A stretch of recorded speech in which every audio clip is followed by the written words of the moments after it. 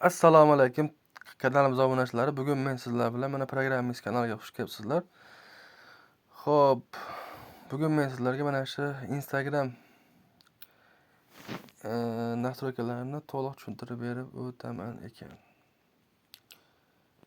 Xo'p, mana bu joydan mana bu belgini bosamiz. O'zimizni profilimizda turgan yerni Peter Pan deb yozib qo'yganman. Mana bu joyga bossak settings bo'limi ochiladi.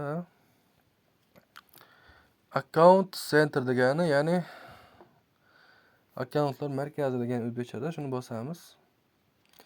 Mana bu joyda profildan chiqib ketishni o'zgartirish mumkin. Profil va security, ya'ni password va narsalarni o'zgartirsa bo'ladi. Ya'ni двух этапный two factor authentication degani ikki etapli autentifikatsiya degani. Ya'ni bu narsa maxfiyligini o'ta saqlagan holatda shuni bossa o'zgartirish mumkin bo'ladi. Qayerda chiqib ketishingizni ham belgilab qo'ysa bo'ladi bu yerda. Profile deb bo'limiga o'tsak, mana Peter Pan 2508 Instagram, mana shu joyga kirib o'zingizni ismingiz xato yozilgan bo'lsa, mana name ni bossak, name ni o'zgartirib qo'yishingiz mumkin bo'ladi. Username ni ham o'zgartirib qo'yishingiz mumkin bo'ladi mana bu joyda. Ko'rib tushunib olishingiz mumkin bo'ladi. Your information and permissions. Ya'ni sizning axborotlaringiz va ruxsatlaringiz. Download your information, ya'ni o'zingizning informatsiyalaringizni yuklab olish hammasini shu yerda ko'rsak bo'ladi mana.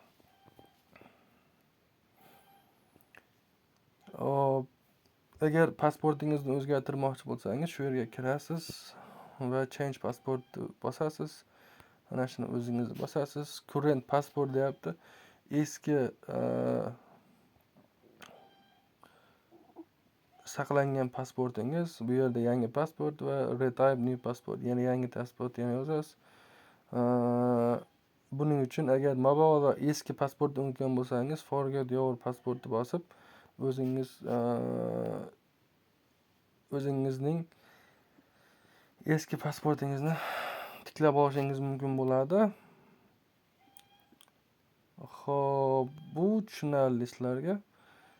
Mana shunday qilib sizlar o'zingizning nimani Instagram akkauntingizni polностью hamma narsasini yangilab olsangiz bo'ladi. Bu archive degani saqlab qo'yilgan fayllar, follow, invite friends degani obuna bo'lish va do'stlaringizni taklif qilish degani, notification degani birorta bildirishnoma sizga kerak bo'lmaydigan bo'lsa, kirasiz notificationga. Pause aldi bosib qo'ysangiz hech qanday notification sizga kelmaydi ekan. Mana bu yerda zema degani bor, ya'ni mana light bo'lsak oq, dark bo'lsak qora, system default bo'lsak, ya'ni sistemani o'ziga avtomatik boshlangan holatda bo'ladi ekan. About da bossak, mana Instagram haqidagi polni hamma privacy policy-lari, open license libraries'lari ham shu yerda bo'lar ekan mana.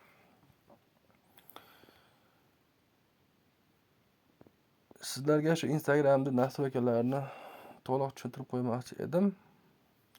Kimgadir shu problem bo'lgan bo'lsa, ko'rib o'rganib olishingiz mumkin bo'ladi. Edit profilni bossak ham Peter Pan, ya'ni bir yerda bio qo'shib qo'ysak ham bo'ladi. Mana bu joyda hayot go'zal deb qo'ysak ham bo'laveradi mana. Bitta bossak, mana bio ham saqlanadi mana. Tushunarli, ha? Hayot go'zal mana shu joy qo'shildi. Share profilni bossak, mana bu joyda Telegramga hammasini mana tarqatib olsak bo'ladi. Agar video ma'qul kelgan bo'lsa, do'stlar like bosib, obuna bo'lish tugmasini bosishni unutmanglar. Sog' bo'linglar, salomat bo'linglar. Keyingi videolarimizda ko'rishguncha xayr. Rahmat hammalaringga e'tiborlaring uchun. Boringizga shukr do'stlar.